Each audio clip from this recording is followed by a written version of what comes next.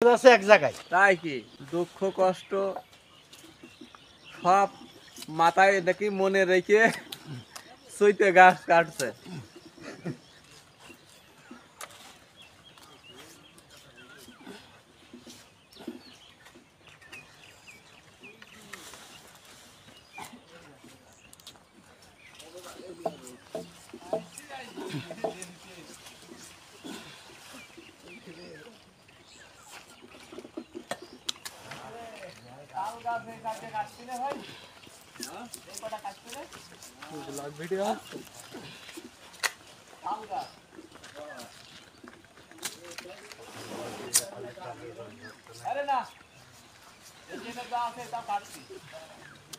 যেটার জন্য সব থেকে বেশি পরিচিত বিখ্যাত হয়েছে সেই খেজুরের রসকে কিভাবে পাখি থেকে প্রোটেকশন দেওয়ার জন্য একজন গাছি তার বেগো দিয়ে কি সুন্দর কায়দায় রেখেছে যাতে সেখানে পাখি না বসতে পারে, কোনো ধরনের রোগ জীবাণু না ছড়াতে পারে।